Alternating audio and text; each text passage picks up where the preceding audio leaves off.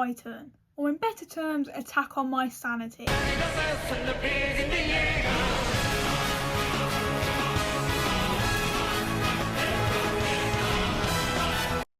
AOT presents itself as your average shonen about defeating humanoid monsters known as Titans. We start with Eren Yeager, a boy full of pent-up anger whose mother is taken from him far too soon.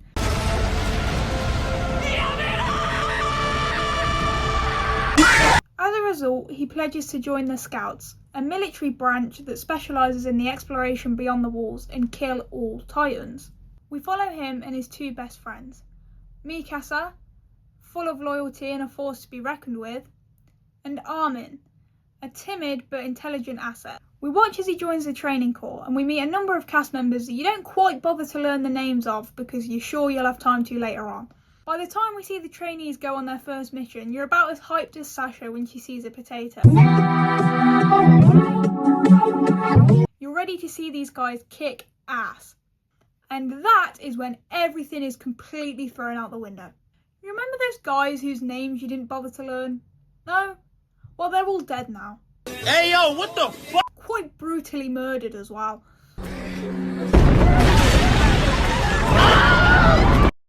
And when you think it can't get any worse, the main character that's been pledging to kill all the Titans for almost 2,000 years at this point just ups and dies.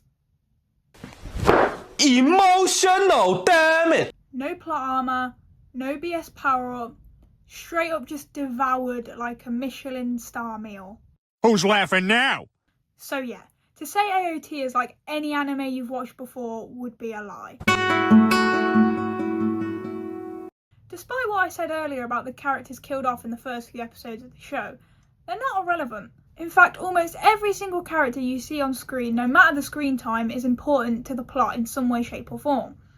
That's one of the first things that sets AOT apart from the rest.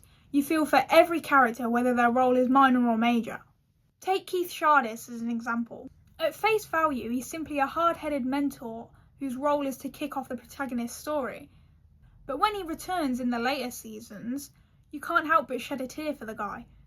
The fact that Isayama makes all his characters so human links to one of the major themes of the show, which I'll come back to later. However, I think the best quality for each of these characters is simply the fact that they're normal. Jean wants to join the military police so he doesn't have to deal with the Titans. Can you blame him? Sasha just wants to eat. And Reiner just wants to do good for his country.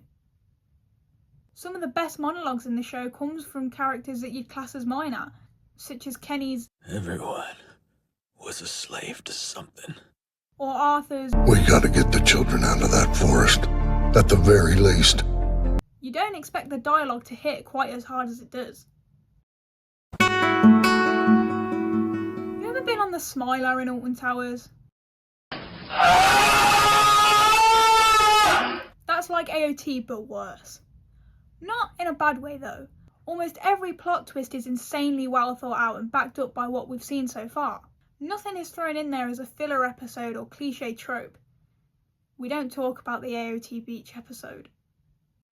The special thing about AOT is that you can rewatch it again and again and still find things you missed the first time round.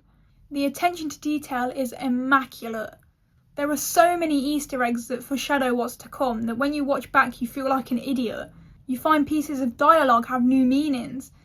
I mean, even the anime's opening themes have hints as to what's to come seasons on. No matter how many times a new twist comes out of the series, you will always be left jaw-dropped. There are so many underlying themes in Attack on Titan that it was hard for me to pick just a few, so I've summed it up into one underlying theme: humanity. The Scouts' motto, Dedicate your heart. quite literally a pledge to the human race. The beauty of Attack on Titan is it shows the rawness of being human and what it means to be alive, or special. Why should anyone have to be special? That just isn't the way I like to look at things. I think Eren's special enough already. For no other reason than that he was born into this world. Specifically, how humans can be selfish. One of the best examples of this is Erwin Smith, commander of the Survey Corps. I played them all for fools. Myself too. And now, standing on this mountain of brave corpses, I have quite the view. The imagery of him standing on a mountain of corpses is downright chilling, but you can't help but understand why he does what he does. People like to watch TV as a form of escapism, a moment away from the reality that is the suffering, the politics, and the daily struggle that is life. And that's exactly why AOT digs so deep into your heart, because it's real. As the viewer, you're in a constant moral battle for who's in the right and who's in the wrong. The real answer is that no one's in the right. It's all just a matter of perspective. So now we're down to my final ratings. Characters, 10 out of 10, easily.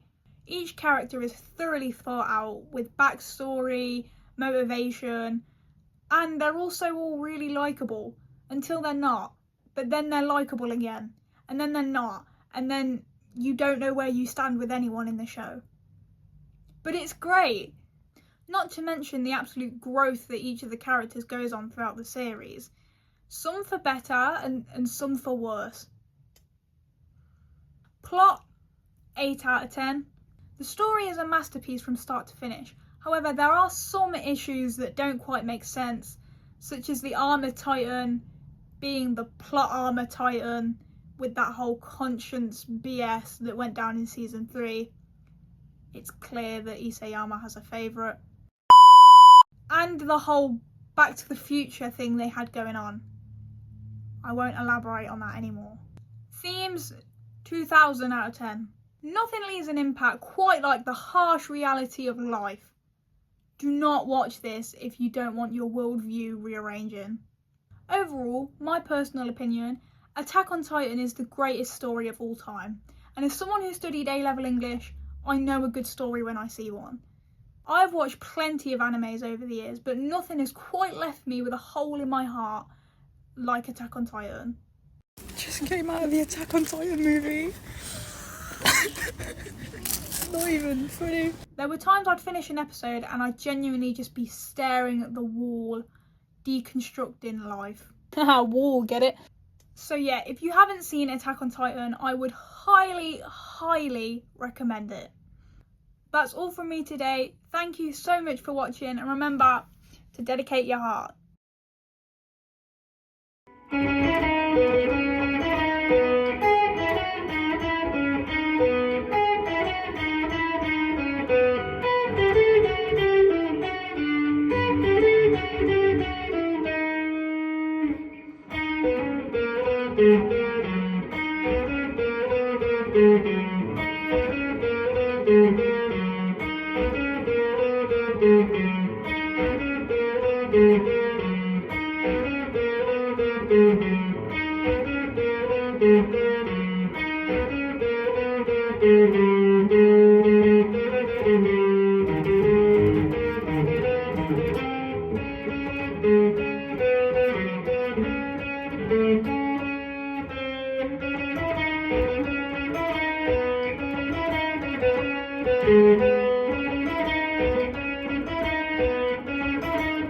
Thank you.